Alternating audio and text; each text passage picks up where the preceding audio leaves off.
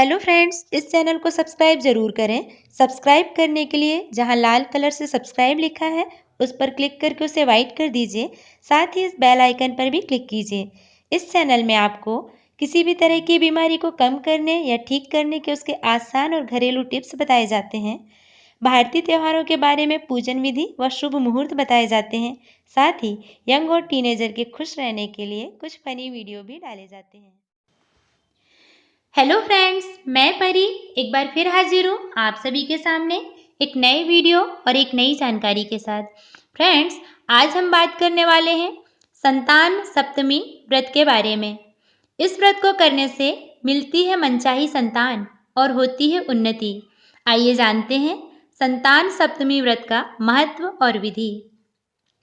यह व्रत विशेष रूप से संतान प्राप्ति, संतान रक्षा और संतान की उन्नति के लिए किया जाता है। संतान सप्तमी व्रत भाद्रपद मास के शुक्ल पक्ष की सप्तमी तिथि के दिन किया जाता है। इस व्रत में भगवान शिव एवं माता गौरी की पूजा का विधान होता है। भाद्रपद के शुक्ल पक्ष की सप्तमी का व्रत अपना विशेष महत्व रखता है। आइए जानते हैं संतान सप्तमी व्रत की विधि। संतान सप्तमी का व्रत पति पत्नी द्वारा संतान प्राप्ति के लिए अथवा माता पिता के द्वारा अपनी संतान के उज्जवल भविष्य के लिए किया जाता है। इस व्रत को करने वाली माता को प्रातः काल में स्नान और नित्य कर्म क्रियाओं से निवृत्त होकर स्वच्छ वस्त्र धारण करने चाहिए। इस व्रत की पूजा दोपहर तक पूरी कर ली जाए तो अच्छा माना जाता है। प्रातः स्नान कर स्वच्छ कपड़े पहनकर विष्णु शिव पार्वती की पूजा की जाती है। दोपहर के वक्त चौक बनाकर उस पर भगवान शिव पार्वती की प्रतिमा रखी जाती है। उस प्रतिमा का स्नान कराकर चंदन का लेप लगाया जाता है। अक्षत, श्रीफल, सुपारी अर्पण की जाती है। दीप प्रज्वलित कर भोग लगाया जाता है। संतान की रक्षा का संकल्प लेकर भगवान शिव को डोरा बांधा जाता है। बाद में इस डोरे को अपनी संतान की कलाई में बांध दिया जाता है।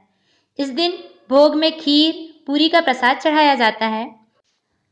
भोग में तुलसी का पत्ता रख उसे जल से 3 बार घुमाकर भगवान के सामने रखा जाता है। परिवारजनों के साथ मिलकर आरती की जाती है। भगवान के सामने मस्तक रख उनसे अपने मन की मुराद कही जाती है। बाद में उस भोग को प्रसाद स्वरूप सभी परिवारजनों एवं आस पड़ोस में बांट दिया जाता है। पूजा के बाद कथा सुनने का महत्व सभी हिंदू व्रत में मिलता है। संतान सप्तमी व्रत की कथा पति पत्नी साथ मिलकर सुने तो अधिक प्रभावशाली माना जाता है। इस व्रत का उल्लेख श्री कृष्ण ने युधिष्ठिर के सामने किया था। उन्होंने बताया था कि यह व्रत करने का महत्व लोमेश ऋषि ने उनके माता पिता देवकी वसुदेव को बताया था। माता देवकी के पुत्रों को कंस ने मार दिया था, जिस कारण देवकी और वसुदेव के जीवन पर संतान शोक का भार था, जिससे उभरने के लिए उन्हें संतान सप्तमी का व्रत करने को कहा गया था। लोमेश ऋषि ने इस व्रत के संदर्भ में एक कथा सुनाई थी जो इस प्रकार है। अयोध्या का राजा था नहुष। उसकी पत्नी का नाम चंद्रमुखी था। चंद्रमुखी की एक सहेली थी जिसका नाम रूपमती था। वो नगर के ब्राह्मण की पत्नी थी। दोनों ही सखियों में बहुत प्रेम था। एक बार वे दोनों सरयू नदी के तट पर स्नान करने गईं। वहाँ बहुत सी स्त्रियां संतान सप्तमी का व्रत कर रही थीं। उसकी कथा सुनकर इन दोनों सखियों ने भी पुत्र प्राप्ति के लिए इस व्रत को करने का निश्चय किया, लेकिन घर आकर वे दोनों भूल गईं।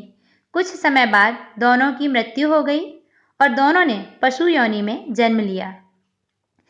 कई जन्मों के बाद दोनों ने मनुष्य योनि में जन्म लिया। इस जन्म में चंद्रवती का नाम ईश्वरी एवं रूपमती का नाम भूषणा था। ईश्वरी राजा की पत्नी एवं भूषणा ब्राह्मण की पत्नी थी। इस जन्म में भी दोनों में बहुत प्रेम था। इस जन्म में भूषणा को पूर्व जन्म की कथा याद थी, इसलिए उसने संतान सप्तमी का व्रत किया, जिसके प्रताप से उसे 8 पुत्र प्राप्त हुए। लेकिन ईश्वरी ने इस व्रत का पालन नहीं किया, इसलिए उसकी कोई संतान नहीं थी। इस कारण उसे भूषणा से ईर्ष्या होने लगी। उसने कई प्रकार से भूषणा के पुत्रों को मारने की कोशिश की, लेकिन भूषणा के व्रत के प्रभाव से उसके पुत्रों को कोई क्षति न पहुंची। थक हार कर ईश्वरी ने अपनी ईर्ष्या एवं अपने कृत्य के बारे में भूषणा से कहा और क्षमा भी मांगी। तब भूषणा ने उसे पूर्व जन्म की बात याद दिलाई और संतान सप्तमी के व्रत को करने की सलाह दी। ईश्वरी ने पूरे विधि विधान के साथ व्रत किया और उसे एक सुंदर पुत्र की प्राप्ति हुई। इस प्रकार संतान सप्तमी के व्रत का महत्व जानकर सभी मनुष्य पुत्र प्राप्ति एवं उनकी सुरक्षा के उद्देश्य से इस व्रत का पालन करते हैं। फ्रेंड्स, मेरी तरफ से भी आप सभी को संतान सप्तमी व्रत की ढेर सारी शुभकामनाएं। भगवान शिव व माता गौरा आपकी संतान को लंबी उम्र व उज्जवल भविष्य दें। फ्रेंड्स, यदि आपको ये जानकारी अच्छी लगी तो इस वीडियो को लाइक जरूर कीजिएगा। इन्हीं शुभकामनाओं के साथ मिलते हैं एक नए वीडियो व एक नई जानकारी के साथ। तब तक के लिए बाय बाय।